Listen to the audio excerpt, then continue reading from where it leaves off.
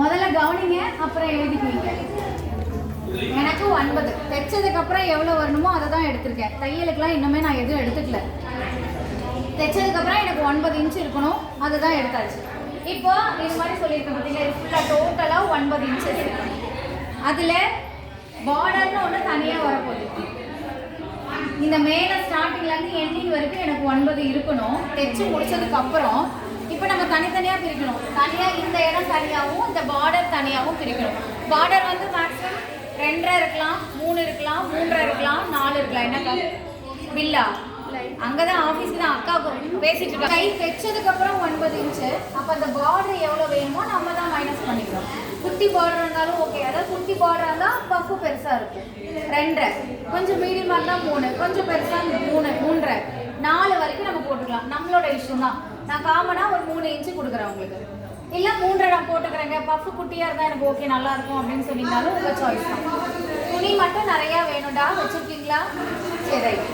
இப்போ 9 இன்ச்சஸில் இந்த பார்டர் 3 இன்ச்சுனா மீதி 6 இன்ச்சு இது. அதுதான் நான் இங்கே கால்குலேட் பண்ண போகிறேன். இப்போ என்னோட பார்டரோட ஹைட்டு எவ்வளோ வேணுமோ அதை மைனஸ் பண்ணிக்கிறேன். 3 வச்சுக்கலாம், 3.5 வச்சுக்கலாம், 4 வச்சுக்கலாம். நான் 3ன்னு சொல்கிறேன். உங்களோட விருப்பம் எவ்வளவோ அதுக்கு தகுந்த மாதிரி வச்சுக்கோங்க. இல்லையா துணி பார்டருக்கு அதிகமாக இருக்குங்க, பஃப்புக்கு கம்மியாக இருக்குங்கன்னா பார்டர் 4 இன்ச்சு கூட வச்சுக்கலாம். நம்ம துணியோட இதையும் சைஸையும் பார்க்கணும். சரிங்களா? அப்போ 6 இன்ச்சு தான் நார்மலாக பஃப்போட ஹைட் வரும். இப்போ நார்மலாக நான் போட்டேன் 6, அது பஃப்போட ஹைட்டு.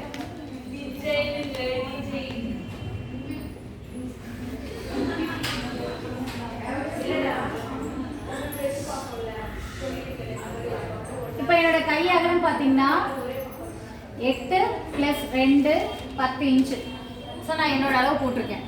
இதில் பாருங்கள், நான் கை உயரம் எவ்வளோன்றதை கண்டுபிடிச்சாச்சு. 6 அப்படின்னா ப்ளஸ் நம்ம எவ்வளோ கொடுப்போம்?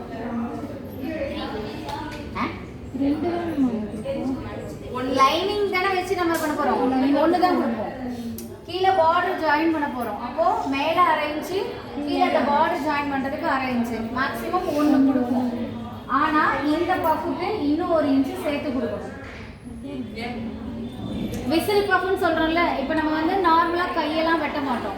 முதல் பஃபுக்கெலாம் நார்மல் கை வெட்டி எக்ஸஸாக துணி தரணும் அப்படின்லாம் நான் சொன்னேன். இப்போ அதுக்கு அப்படி கிடையாது. இந்த விசிறி பஃப் மட்டும் ஞாபகம் வச்சுக்கோங்க. சதுரமாக தான் எடுக்க போகிறோம். சதுரமாக கூட இல்லை, செவ்வகமாக எடுக்க போகிறோம்.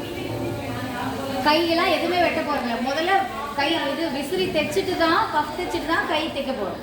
சரிங்களா? கொஞ்சம் கன்ஃபியூஸாக இருக்கும், செய்ய போகிறது. அப்போ நம்ம சதுரமாக தான் எடுத்துக்கிறோம். முன்ன பின்ன வரும்போது நம்ம கரெக்டாக வராது. சரியான அளவு எடுக்க வேண்டாம், எக்ஸ்ட்ரா இன்னொரு இன்ச்சு சேர்த்து கொடுத்துக்கோங்க அப்படின்னு சொல்கிறேன். அப்போ டோட்டலாக 2 இன்ச்சு எக்ஸஸாக கொடுக்கணும். 6 + 2 8 இன்ச்சு எடுத்துக்கோங்க. உயரம் ஹைட்டு. இது அகலம், என்னோட கை அகலம். உங்களோட அகலம் என்னவோ அதுதான். இப்போ ஒரு பக்கம் தான் எடுத்துக்கணும். ஆனால் இதுக்கு நடுவில் இப்போ இந்த சைடுனா அதே போல் இந்த சைடு நான் சொன்னேன் இல்லையா, சதுரமாக எடுத்துக்க போகிறோம், செவ்வகமாக எடுத்துக்க போகிறோன்னு. அப்போது இது இந்த சைடு 8 + 2னா இந்த சைடு விரிச்சா பேப்பரை விரிக்கிறோம். அதை ஞாபகம் வச்சுக்கோங்க. 2ஆக மடித்து தான் கை போடுவோம். ஆனால் நம்ம இப்போ கையெல்லாம் போடல, 2ஆக விரிச்சுக்கிறோம். லைனிங்கும் மேல் துணி இப்படியே கொடுத்துக்கணும். நடுவில் இந்த பஃப் வரப்போகுது. இந்த சைடு இந்த கை வரும், நடுவில் இந்த பஃப். இந்த பஃப்புக்கு நான் வேறு கலர் கொடுக்குறேங்க அப்படின்னாலும் எடுத்துக்கலாம். இல்லை எனக்கு வேறு கலர் இல்லை, ஒரே சிங்கிளாக எடுத்துக்கிறேன் அப்படின்னா எதாக இருந்தாலும் வேறு கலர் நீங்கள் கொடுத்தீங்கனாலுமே உயரம் வந்து இதே தான் வரப்போகுது. அவ்வளோதான் எடுத்துக்கணும். இதுவுமே சதுரமாக தான் எடுத்துக்க போகிறீங்க. வேறு கலர் துணி எடுத்தாலும் உயரம் 8 இன்ச்சு தான் எடுக்கிறீங்க. அகலம் பார்த்தீங்கன்னா காமனாக 20 இன்ச்சஸ் வேணும். இதுக்கும் லைனிங் வேணும். இது ஒரு கைக்கு மட்டும்.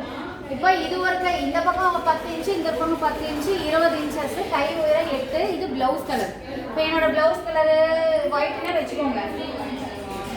இது வந்து வேற கலர் வந்து எனக்கு பிளாக்கு, அப்படி எடுத்துக்கலாம். இப்போ வேற கலர் நடுவில் அந்த பிளாக் வச்சுக்கிறீங்கன்னாலும் இந்த சைடு 2 ஒயிட்டு, கீழேயும் பிளாக்கு, இதுவும் பிளாக் இதுவும் பிளாக் வந்ததுன்னா அப்படி எடுத்துக்கலாம். என்கிட்ட வேறு கலரே இல்லை, இருக்கிற துணி இவ்வளோ தான். நான் வாங்கும்போதே 1.5 மீட்டரோ 2 மீட்டரோ வாங்கிட்டேன், ஒரே சிங்கிள் கலராக வச்சுக்கிறனாலும் வச்சுக்கலாம். புரியுதுங்களா? அது எப்படி எடுக்கும்? அதே தான். இப்போ இந்த அகலம் 20 இன்ச்சஸ் சொன்னேன்னா அப்போ இந்த இடம் 20 இன்ச்சஸ். இந்த சைடில் இந்த போர்ஷன் இங்கே கொண்டு வரணும். இதுவுமே 6 + 2 8. ஹைட்டு அகலம் பார்த்தீங்கன்னா 10. இதுவும் 10. இந்த அகலம் 20. அப்போ டோட்டலாக 10 + 20 + 10 40 இன்ச்சஸ் வேணும் அகலமா. என்னங்க ஒரே குழப்பமா இருக்குது. நீங்க போட போட ஒவ்வொருத்தரும் ஒவ்வொரு மூஞ்சி ஒருத்தர் பார்த்துட்டே இருக்கிறாங்க. புரியுதா? மத்தியானம் வச்சுலாம் சூப்பரா புரிஞ்சுட்டாங்க. சரி ஓகே எக்ஸ்பிளைன் பண்றேன். என்னன்னா நம்ம நார்மலா ஒரே துணி 2 கலர் யூஸ் பண்றேன்னு சொன்னீங்கன்னா வேற கலருக்கு தனியா 20 இன்ச்சஸ் எடுத்துக்கணும். காமனா இது சொல்றேன். இது இங்க 10 இன்ச்சு இது 10 இன்ச்சுன்றதெல்லாம் 20 அப்படி கிடையாது. கையகலம் 6 + 2 8 எடுத்தீங்கனாலுமே இப்போ வேற ஒருத்தவங்க அந்த குட்டி பொண்ணெல்லாம் இருக்கல்ல அவங்களுக்கு 6 + 2 8 இன்ச்சு அகலம் இருக்குனாலுமே இந்த பஃப் வைக்கிறதுக்கு 20 இன்ச்சஸ் தனியா எடுத்துக்கணும். சரிங்களா? யாருக்கா இருந்தாலும் இல்லை 8க்கு பதிலாக 9 வருதுங்க. 9 + 2 11 வந்தாலும் இந்த அகலம் 20 தான் எடுக்கணும் அப்படி சொல்றேன். அப்போ அந்த நடுவில் இந்த 20 இன்ச்சஸ் கொடுத்தீங்கன்னா இதை தான் ப்ளீட் வைக்க போகிறோம். இது நார்மலாக சைடுக்கு எப்பயும் போல கை இருக்க போகுது. இப்போ யார் என்ன கலர் வச்சிருக்கீங்கன்றதை காட்டுங்க. நான் அதுக்கு அந்த மாதிரி சொல்கிறேன். நான் அப்படியே இல்லை எடுங்க. ரொம்ப சந்தோஷம். ஒரு கலர் நான் 2மே சொல்லித்தரேன். ஒரு கலர் வச்சிருக்கவங்களுக்கும் சொல்லித்தரேன், 2 கலர் வச்சிருக்கவங்களுக்கும் சொல்லித்தரேன். இது ஒரே கலரா? இதுக்கு லைனிங் வச்சிருக்கீங்களா?